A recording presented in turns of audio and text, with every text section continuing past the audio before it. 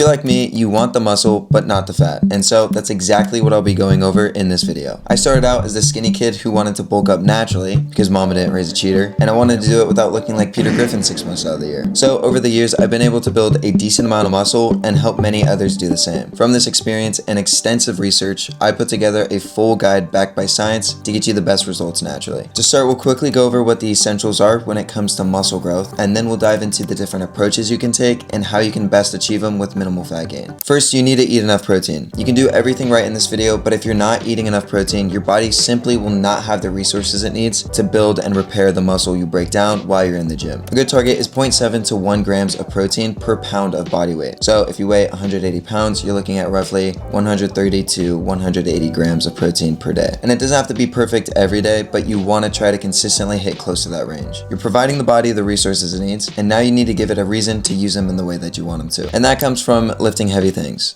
But it's not quite that simple. Your body builds muscle to adapt to the stress you place on it. That's why beginners build muscle so quickly, because the stimulus is novel. But if you don't keep challenging it, you're not giving it any reason to keep improving. This is where progressive overload comes in, where you progressively increase the challenge as you go along your fitness journey. You don't have to add weight every workout, but be aware of your body's progression and try to make the same movements slightly harder over time. In the beginning, it's going to be easier to just add weight and reps, but the more time you spend in the gym, the harder it's going to be to do that. So you're going to have to look at different ways to challenge the body, such as doing different exercises, changing your tempo, intensity, rep ranges, and so on. And remember, you don't build muscle in the gym. You grow when you recover. Lifting and nutrition provide the body what it needs to build muscle, but resting and sleeping are what actually allow your body to do it. So get solid sleep, rest your muscle groups at least a day in between sessions, and use recovery strategies like walking or saunas to support circulation and recovery. You got the essentials, and now you need to choose what's the best approach for you to achieve the physique you're looking for. And you have a few options. So I'll go over what those are and then help you decide which one is best for you. So usually people think that in order to build muscle, you need to be in a calorie surplus, but this actually isn't the case. And a better way of putting it is that you need to be in an energy surplus to support an environment of muscle growth. And that can be achieved without eating a calorie surplus as long as you fit the criteria. This is achieved through something referred to as body recomposition. Recomp is where you're trying to build muscle and lose fat at the same time. So you're improving your body composition without really changing your weight. The way it works biologically is your body will pull from stored fat to get you to the energy surplus you need to build muscle. And it works as long as you train hard, eat enough protein, keep a healthy hormonal environment within the body, and keep calories close to maintenance. This meta-analysis shows that once you get to 500 calories or lower, muscle growth comes to a halt and actually starts to atrophy. I recommend starting in a deficit of 200 to 300 calories and then watching your progression to make adjustments as needed. If you don't know what your maintenance caloric intake is, I suggest using one of the many online calculators to get a solid starting estimate, and then from there, you just need to stay consistent with your eating and track your weight weekly or monthly. If you're gaining or losing weight too much, you'll need to adjust to find where your maintenance caloric intake is. And remember, for recomp, you're trying to stay around the same weight throughout the process. But with that being said, there will be some fluctuations here and there due to a multitude of factors. And it was believed that body recomposition only really works on individuals who are overweight or new to lifting, but new research shows that it can work for experienced lifters as well. With that being said, someone who is new to the gym will definitely see greater results since it's a lot easier to build muscle as a newbie, but that really goes for any of these approaches. If you're someone who's at a body fat percentage of 15% or more, this could be a great approach for you. It's nice because you don't have to sacrifice potentially losing any muscle you might already have, and for beginners who have more chunk than you would like, you can start by building muscle and meeting the leanness in the middle as you lose fat, rather than having to start with a cut and then bulk back up. Similar to a recomp, there's another approach called main gaining,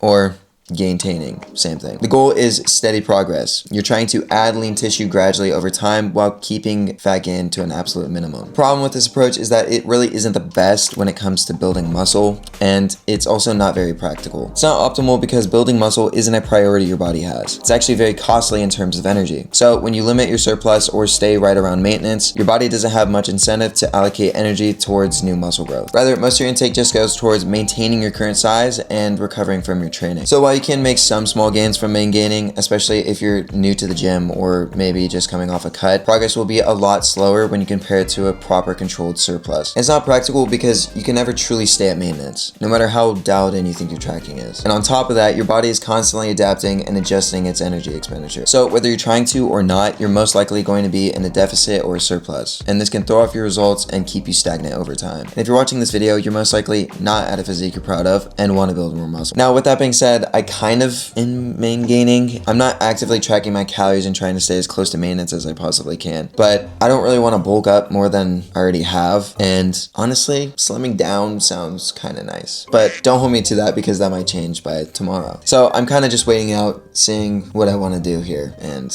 eating when I'm hungry and trying to eat enough protein. And the last option is, you guessed it, bulking. With bulking, it really comes down to two options: lean bulking and dirty bulking. Dirty bulking is where you take weight gain rather than muscle gain too seriously, like chugging a gallon of chalky milk a day. Chocolate milk for the dirty bulk, man. It was a great experience. And eating enough peanut butter to clog your sink.